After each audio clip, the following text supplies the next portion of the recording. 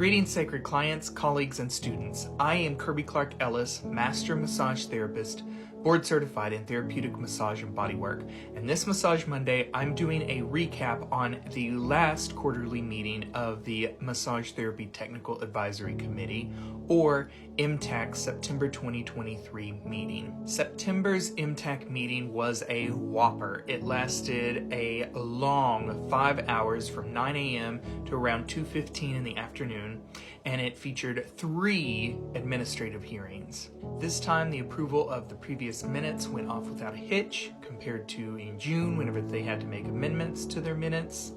And then a legal update from the Arkansas Department of Health's attorney was provided. They reported that new rules had been drafted to further promulgate the new 2023 massage therapy laws, and that a special virtual-only MTTAC meeting would be held in October.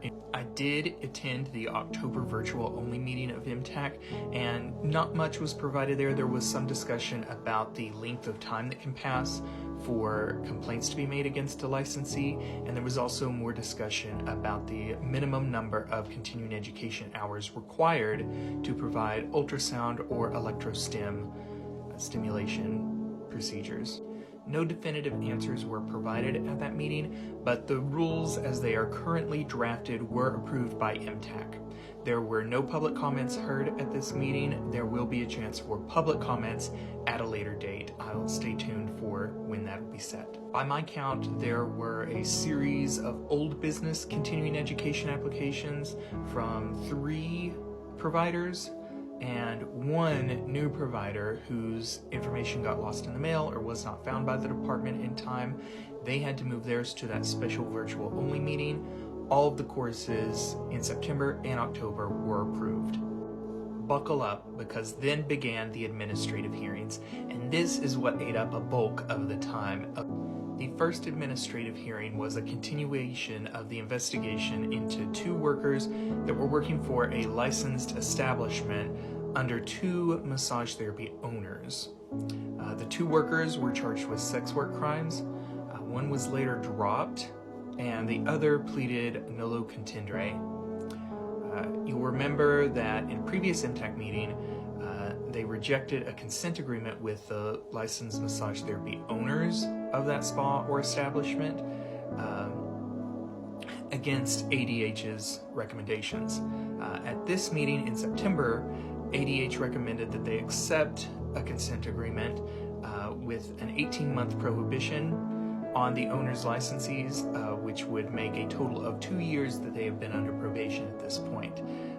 This is 2 years of disciplinary action that these 2 massage therapy owners have been under. ADH would be making regular inspections and audits of employee records throughout those 2 years, and MTTAC agreed to. The second administrative hearing of the day was a strange one.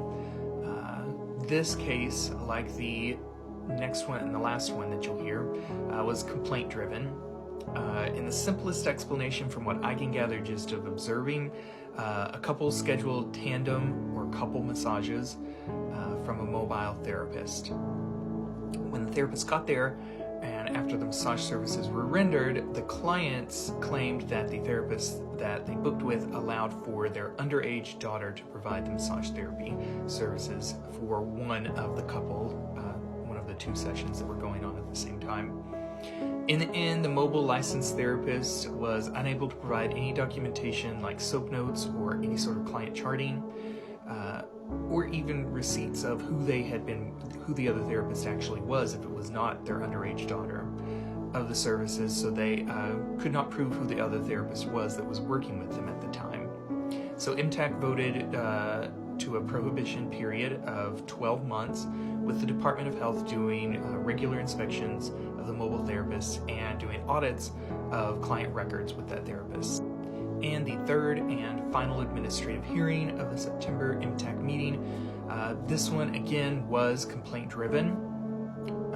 This was a therapist who was claimed to have been touching a couple of clients inappropriately throughout the course of their work with this particular therapist. One of the complainants,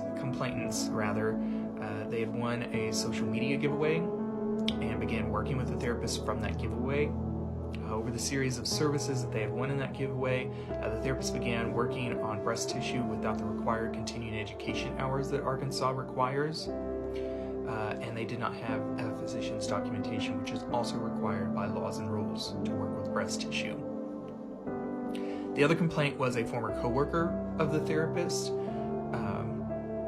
claimed that in subsequent sessions with this therapist, they became more and more inappropriate over time. The Department of Health recommended that MTTAC revoke the license of this therapist, which they ultimately did.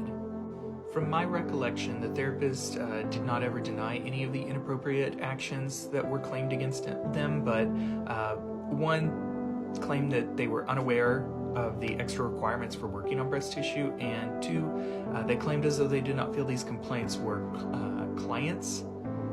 They did not feel that this relationship that they had going on was a therapeutic relationship, because they were based on a personal relationship, or at least a personal relationship that this therapist believed existed. So this therapist did not believe that these were quote-unquote clients, and brought up an interesting point that there is no legal statute definition of what a client is. Do not misunderstand me. This therapist was in the wrong and broke the laws and rules for massage therapy in Arkansas. But this administrative hearing has led me to think that a standard definition of what a client is and when the therapeutic relationship begins and ends should be expanded in our laws and rules across the profession. Finally, there was a brief program update from our section chief, who did not attend in person but was there virtually. They gave an update about the CLIPS launch and the licensee number snafu, if you remember me talking about.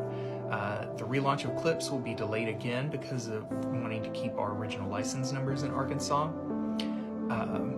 But we've been assured that we will be able to retain our original license number.